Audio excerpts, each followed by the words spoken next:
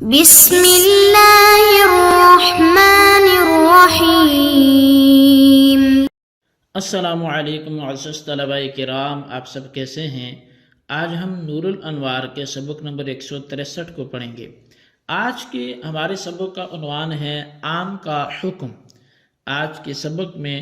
ہم آم کے حکم کو پڑھیں گے۔ گزشتہ سبق میں جیسا کہ ہم نے آم کی تعریف اور اس سے گزشتہ سبق میں آم کی تعریف اور گزشتہ میں ہم نے کچھ قیود کے فوائد پڑھے تھے، تو آج کے سبق میں ہم آم کے حکم کے حوالے سے بات کریں گے۔ اور آج کے ہمارے سبق کی عبارت وَإِنَّهُ يُوجِبُ الْحُكْمَ فِي مَا يَتَنَاوَلُهُ قَطْعًا سے شروع ہوتی ہے۔ آئیے سب سے پہلے عبارت پڑھ کے اس کا ترجمہ کرتے ہیں، اس کے بعد باقاعدہ سبق کی وضاحت کی طرف بڑھتے ہیں۔ مصنف علیہ رحمہ لکھتے ہیں وَإِنَّهُ يُوجِبُ الْحُكْمَ فِي مَا يَتَنَاوَلُهُ قَطْعًا، اور عام ان افراد میں جن کو یہ شامل ہوتا ہے قطعی طور پر حکم کو واجب کرتا ہے۔ بیان لحکمہ بعد بیان معناہ،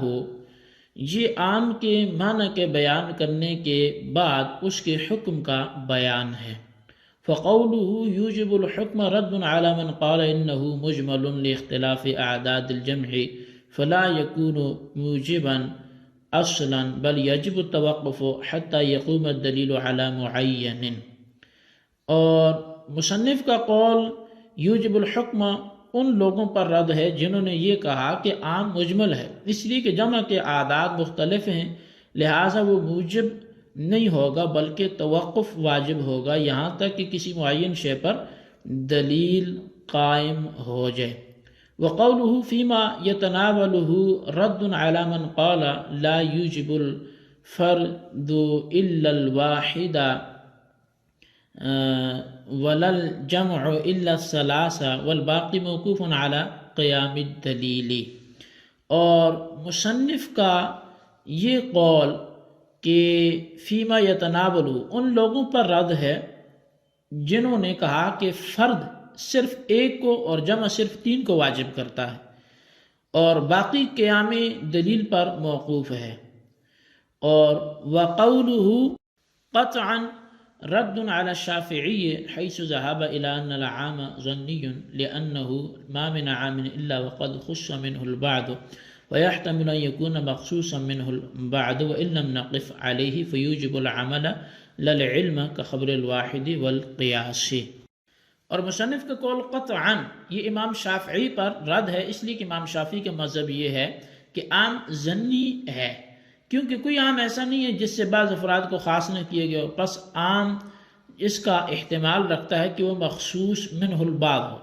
اگرچہ ہم اس سے واقف نہیں ہیں، بس عام عمل کو واجب کرے گا نہ کہ علم یقین کو۔ یعنی جیسے پیچھے فرمایا کہ لا یوجب الفرد الا الواحد ولا الجمع الا الثلاثہ، تو یہاں فرمایا کہ یوجب کہ وہ واجب کرے گا، لیکن کس چیز کو؟ فرمایا العمل عمل کو، للعلم نہ کہ علم کو، جیسا کہ خبر واحد اور قیاس ہیں۔ ونقول اور ہم یہ کہتے ہیں کہ ھذا احتمال ناشٍ بلا دلیل وهو لا يعتبر واذا خص عنه البعض كان احتمالا ناشئا عن دلیل فيكون معتبرا عندنا العام قطعی فیکون مساویا للخاص۔ تو ہم یہ کہتے ہیں کہ یہ احتمال بلا دلیل پیدا ہوا ہے، لہٰذا اس کے اعتبار نہیں ہوگا، اور جب عام سے بعض کو خاص کر لیا گیا تو یہ احتمال دلیل سے پیدا ہوگا، لہٰذا اس کا اعتبار بھی ہوگا۔ بہرحال ہمارے نزدیک عام قطعی ہے، لہٰذا وہ خاص کے برابر ہوگا۔ جی طلبہ کرام، یہ ہمارے آج کی سبق کی عبارت اور اس کا ترجمہ تھا۔ آئیے اس سبق کی باقاعدہ وضاحت کی طرف بڑھتے ہیں۔ عام کی تعریف بیان کرنے کے بعد اس عبارت سے اس کا حکم ذکر کیا گیا ہے۔ چنانچہ فرمایا کہ عام کا حکم یہ ہے کہ وہ جن افراد کو شامل ہوتا ہے ان میں قطعیت اور تیقن کو واجب کرتا ہے، یعنی عام خاص کی طرح مفید یقین ہوتا ہے، اس کے موجب پر اعتقاد اور یقین کرنا بھی ضروری ہے اور اس پر عمل کرنا بھی لازم ہے۔ شارح فرماتے ہیں کہ مصنف نے اپنے قول یوجب الحکم سے ان حضرات کی تردید کی ہے جو فرماتے ہیں کہ عام مجمل ہے، اور مجمل اس لیے ہے کہ جمع کے اعداد و شمار مختلف ہیں، کیونکہ جمع قلت کی صورت میں 3 سے لے کر 10 تک ہر عدد مراد ہو سکتا ہے، یعنی جمع قلت سے 3 بھی مراد لے سکتے ہیں، 4 5 6 7 8 9 10 ہر ایک کو مراد لیا جا سکتا ہے۔ اور جمع کثرت کی صورت میں 3 سے لے کر الی ما لا نہایہ ہر عدد مراد ہو سکتا ہے، اور بعض اعداد کو چونکہ بعض پر کوئی ترجیح نہیں ہے اس لیے وہ مجمل ہوگا اور کسی عدد کے لیے بھی موجب نہیں ہوگا، بلکہ جب تک کسی معین عدد پر کوئی دلیل قائم نہ ہو اس وقت تک کے لیے توقف کرنا واجب ہوگا، نہ کہ اس پر اعتقاد ضروری ہوگا اور نہ عمل ضروری ہوگا۔ یہ بعض اشاعرہ کا مذہب ہے، اور بعض مشائخ سمرقند کا مذہب یہ ہے کہ اعتقاد کے حق میں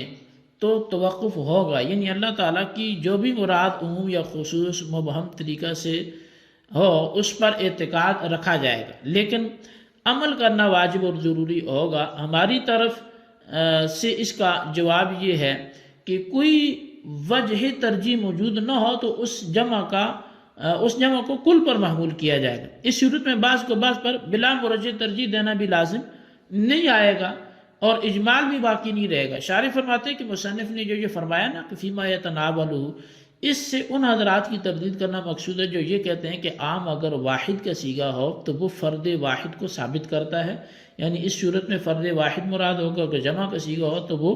صرف 3 کو ثابت کرتا ہے، یعنی اس صورت میں صرف 3 کا عدد مراد ہوگا۔ اور ان دونوں کے علاوہ تمام الفاظ عام جو ہیں وہ قیام دلیل پر موقوف ہوں گے، یعنی جس پر دلیل اور قرینہ موجود ہوگی وہی مراد ہوگا۔ اب ان حضرات کی دلیل یہ ہے کہ لفظ کو معنی سے خالی کرنا تو جائز نہیں ہے، یعنی یہ بات تو بالکل ہی لغو ہے اور فضول ہے کہ لفظ سے کوئی معنی مراد ہی نہ ہو، بلکہ کچھ نہ کچھ ضرور مراد ہوگا۔ اب عام اگر واحد کا صیغہ ہو اور اس سے اقل عدد یعنی 1 مراد ہو، اور عام اگر جمع کا صیغہ اور اس سے اقل جمع یعنی 3 مراد ہو تو یہ متیقن ہے، اور اگر ما فوق یہ عقل یعنی صیغہ واحد کی صورت میں 1 سے زیادہ یا صیغہ جمع کی صورت میں 3 سے زیادہ مراد ہوں